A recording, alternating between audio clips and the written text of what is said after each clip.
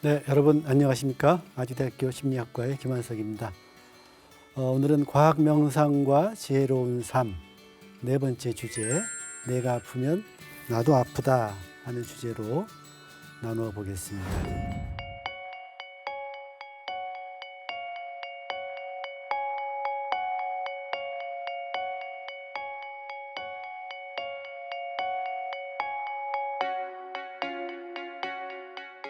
모든 것의 연결성이라는 그 타이틀로 말씀을 좀 시작을 하고 싶은데요.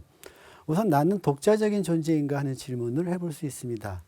엄청난 어떤 무아의 깨달음 이런 것들을 구태여 이야기하지 않더라도 그냥 우리의 건강한 상식을 가지고 나라는 존재가 그냥 독자적으로 있는 존재인가 이런 질문을 해볼 수 있습니다.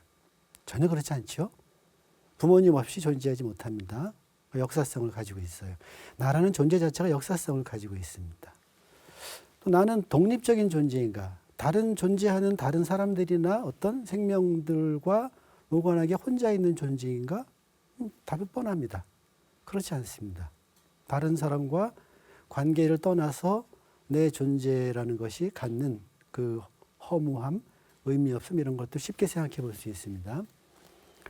그 다음에 세 번째로 이런 질문도 해볼 수 있어요. 나는 변하지 않는 존재인가?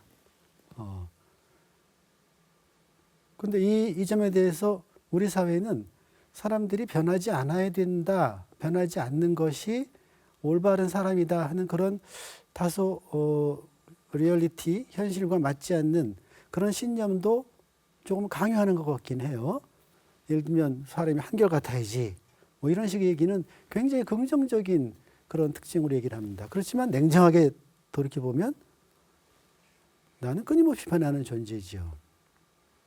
우리 몸도 그렇고 우리 마음도 그렇고 끊임없이 변화하는 존재입니다. 그렇다면은 무아라는 거 뭐냐?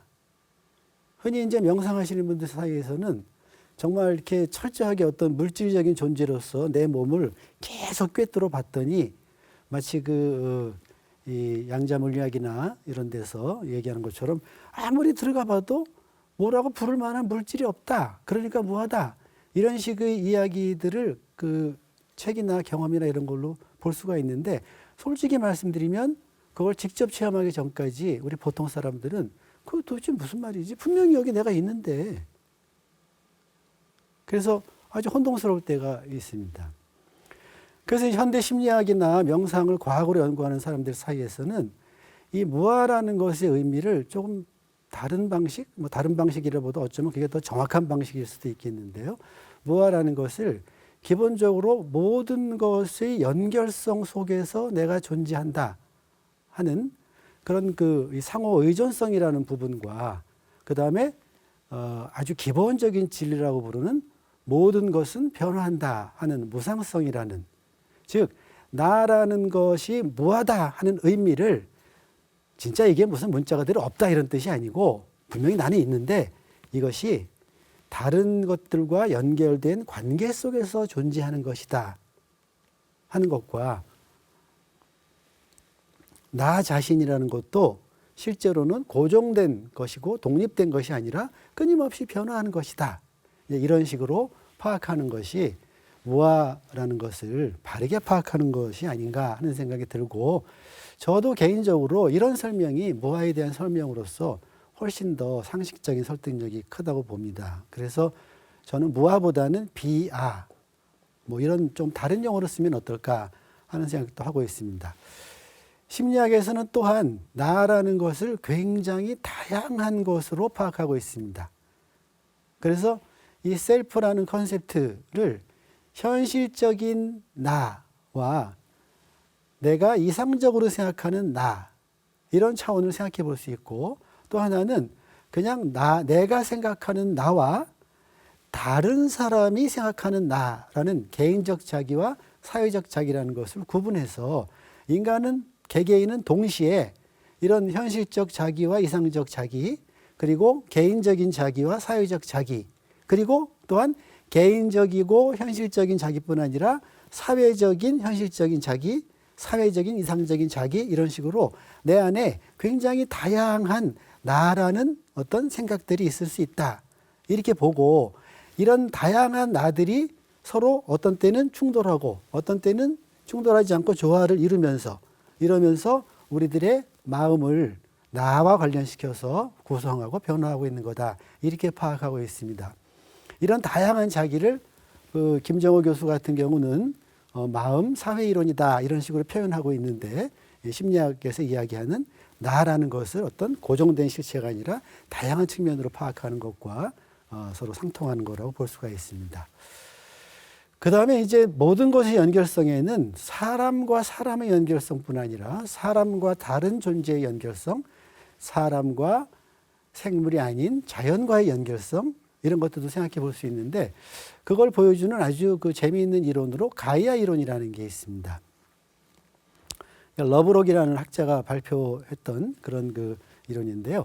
우리가 살고 있는 지구라는 행성 자체를 하나의 생명체로 보고 이 속에 들어있는 모든 것들을 생명의 원소처럼 보고 이것들이 서로 상호 의존하면서 하나의 유기체처럼 순환하는 것으로 보는 그런 관점입니다.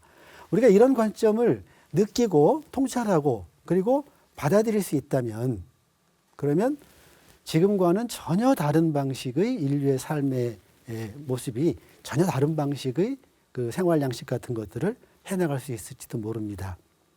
사실 명상은 그런 의미에서 이런 연결성이라는 것을 소위 인과론이라는 그런 관점이랄까 이런 것으로 충분히 설명을 하고 있고 그런 점에서 명상은 좀 여성적이고 좀 상호 공존하고 또 생태지향적인 이런 특징들을 가지고 있는 하나의 수련법이라고도 이제 생각해 볼 수가 있을 것 같습니다. 자기라는 것과 관련해서 현대 심리학에서는 이 셀프 에스팀이라는 개념을 굉장히 금과 옥조처럼 생각했어요. 그래서 아이들을 키울 때 아이들이 자존감을 높이 갖도록 하는 것이 대부분 인간 인격 분야의 성장과 성공의 핵심적이라고 봤고 뒤집어 얘기해서 자존감이 떨어진다, 자존감이 약하다 이런 것을 어떤 부적응의 가능성을 보여주는 것으로 봤습니다.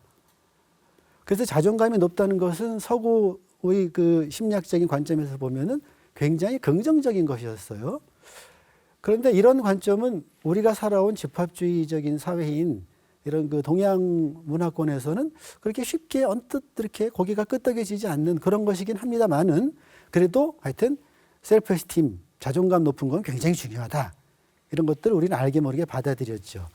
근데 서구 심리학자들 사이에서 어떤 연구들이 나타나기 시작했냐면은 자존감이 너무 높으니까 오히려 해롭더라 하는 연구들이 굉장히 많이 나타나기 시작했어요. 그러면서 지금으로부터 한 15년 정도 될 것 같은데요.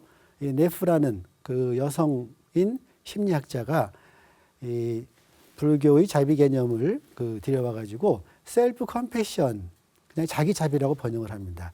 이런 개념을 제시를 하고 이 셀프 컴패션을 키우는 것이 자존감을 키우는 것보다 훨씬 더 긍정적인 측면이 많다 하는 주장을 하기 시작했고 지금은 굉장히 소위 대가의 반열에 이를 정도로 크리스틴 네프라는 분이 이 자기자비가 심리학에서 많이 받아들여지고 있습니다. 둘을 간단하게 비교를 해보면요. 우리가 명상, 특히 이제 자비 명상, 이 강의의 타이틀이 네가 아프면 나도 아프다 하는 건데 사랑이죠. 사랑과 친절, 자비인데 이런 것들의 토대가 되는 어떤 관점들을 이해하는 데 도움이 될 것 같아서 말씀을 드리는데 자존감이라는 것은 기본적으로 자기에 대한 평가나 느낌입니다. 평가는 뭐냐면은 더 좋다, 더 낫다, 더 못하다, 더 바람직하다, 바람직하지 않다는 그런 평가입니다. 자기에 대한 이 평가가 좋으면 좋을수록 자존감이 높은 거죠. 그럼 자부심도 생겨나고요. 그런데 이 평가가 어떻게 이루어지냐면은 거의 상대 평가를 통해서 이루어지는 것입니다. 나는 누구보다 이런 것을 잘한다. 내 나이 또래 누구에 비해서 이것을 다 잘한다, 못한다 하는 그런 평가에 의해서 잘한다, 잘한다, 바르다, 바르다, 옳다, 옳다 이런 식의 평가들이 많아지면 내가 갖고 있는 특징들에 대해서 평가하면서 자존감이 높아지는 것이고 그게 부정적이고 나쁘면 자존감이 낮은 거다 이렇게 보는 거죠. 그 다음에 자존감은 성취라든가 외적인 목표 지향성이 굉장히 강합니다. 그리고 상대적이기 때문에 흔한 것은 귀하지 않다 이렇게 되는 것입니다.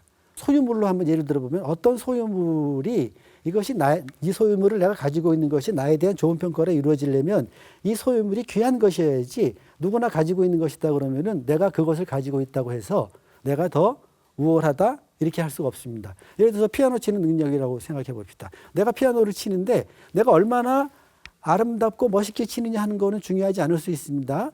아름다움이나 멋있거나 빨리 기능이 좋은 것이 남들에 비해서 좋은가 하는 것이 나의 자존감을 높이는 거지 남들보다 못하다 그러면 자존감이 떨어지게 되는 거죠. 이런 점에서 대개 성취지향적이고 목표지향적이고 어떤 가시적인 무엇을 얻는 것과 관련이 있습니다. 문제는 뭐냐면 자존감이 높은 그 사회에서는 사실 왜 그런 말이 있지 않습니까? 1등은 한 사람이고 나머지는 다 1등이 아닌 사람이다. 그러니까 이런 경쟁사회 이런 것들은 한 사람의 행복과 많은 사람의 불행을 맞바꾸는 거다. 뭐 이런 식의 이야기도 있는데 뭐 실제로 그런 것 같아요. 그래서 서구 사회에서 특히 그 오랫동안 이런 자존감을 중심으로 교육받은 분들이 자기 비하나 비난 같은 것들이 굉장히 심하다고 그래요. 이와 관련해 가지고 아주 재미있는 그 에피소드도 있긴 합니다만은 이제 시간 관계상 여기서 다 말씀드리긴 어려울 것 같고 거기에 비하면 자기 자비라는 컨셉은 자신에 대해서 옳다 그러다 좋다 나쁘다는 이런 평가를 하기보다는 기본적으로 자기를 좀 받아들이고 친절하게 대하는 겁니다. 내가 가지고 있는 모든 것을 다른 것과 비교해 가지고 낫다 못하다 하는 평가하지 않고 그것 자체를 그대로 받아들이고 그것 자체를 따뜻하고 사랑스럽게 취급해 주는 겁니다. 이건 절대평가입니다. 스스로를 인정하고 스스로 의미가 있으면 되는 거예요. 제가 아까 성취, 목표지향 이렇게 얘기를 했는데 자존감의 경우는 거기에 비하면 이 자기자비의 경우는 존재 자체의 아름다움이랄까 온전함이랄까 그 다음에 그 외적인 목표 성취 이런 것보다는 내적인 성장 내적인 목표 모든 존재가 다 귀하다 이제 이런 식의 그 어떤 삶을 보는 태도 같은 것들이 들어가 있는 거죠.